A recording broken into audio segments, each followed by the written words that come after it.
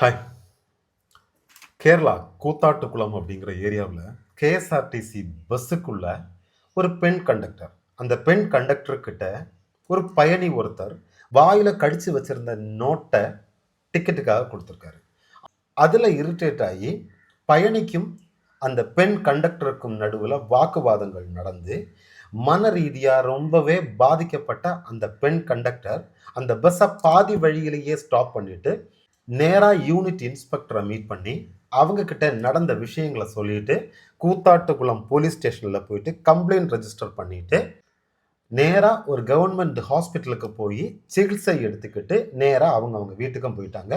இவ்வளவு நேரமாக இந்த கண்டக்டர் வருவாங்க அப்படின்னு சொல்லிட்டு ஒரு பஸ்ஸுக்குள்ளே இருக்கிற அவ்வளவு பயணிகளும் டிரைவரும் வெயிட்டிங்ல இருந்திருக்காங்க. இதில் யாரு மேலே தப்பு சொல்றது? அதாவது நாம செய்கிற வேலை மேலே நமக்கு ஒரு கமிட்மெண்ட் இருக்கணும்.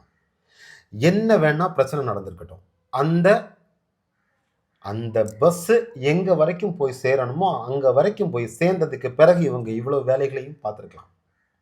அதை செய்யல. இதுக்கு முன்னாடி இவங்களுக்குள்ள என்ன வாக்குவாதங்கள் நடந்தது, எதனால அவர் வேணும்னே அந்த நோட்டை வாயில கடிச்சுக்கிட்டே இந்த லேடி பார்க்கறது மாதிரி கொடுத்தாரா, இல்லை என்ன விஷயம் அப்படிங்கிறது இன்னும் தெளிவா தெரியல. ஆனாலுமே ஒருத்தங்க ஒரு வேலை பார்க்குறப்போ அவங்களுடைய வேலை, நமக்கு கிடைச்ச வேலைன்றது நமக்கு ரொம்ப முக்கியமானது. அதை பாதியிலே விட்டுட்டு போகிறதுக்கான ரைட்ஸ் அவங்களுக்கு கிடையவே கிடையாது. அந்த ஒரே விஷயத்துக்காக அவங்க வேலையை விட்டு அவங்கள தூக்கணும். எத்தனையோ விதமான ஆட்களை நாம் வீட்டை விட்டு வெளியே போய் வேலைக்கு போய் திரும்ப வர்றதுக்குள்ள நம்ம எல்லாருமே அன்றாட லைஃப்பில் நம்ம மீட் பண்ணிக்கிட்டு தாங்க இருக்கோம். அதுக்குன்னு சொல்லிட்டு நமக்கு கமிட்மெண்ட் இருந்துச்சுன்னா நம்ம அதை தூக்கி போட்டுக்கிட்டு நம்ம இதனால் இதுக்கு மேலே என்னால் பண்ண முடியாதுன்னு சொல்லிட்டு டிப்ரெஸ்ட் ஆகிட்டு நம்ம போக முடியாது. அது எப்படி போக முடியும் இல்லையா? இப்போ ஒன்றுமே இல்லைங்க. நம்ம ஒரு ட்ராவல் பண்ணுற நேரத்தில் எத்தனையோ கண்டக்டர்ஸ் இப்படி நக்கி நக்கி டிக்கெட் எடுத்து தராங்க. அதை வாங்கி நம்ம பாக்கெட்டில் வைக்கலாம். பேர் பார்த்தீங்கன்னா நானே பார்த்துருக்கேங்க. ஒரு சில கண்டக்டர்ஸ் இதை இப்படி பண்ணுவாங்க, இப்படி பண்ணி எடுப்பாங்க. ஏன்னா நம்மளுடைய இயல்பாகவே நம்மளுடைய உடம்புல ஒரு எண்ணெய் பிசுபிசுப்பு இருக்கும். அது எவ்வளவோ பெட்டர் இல்லை?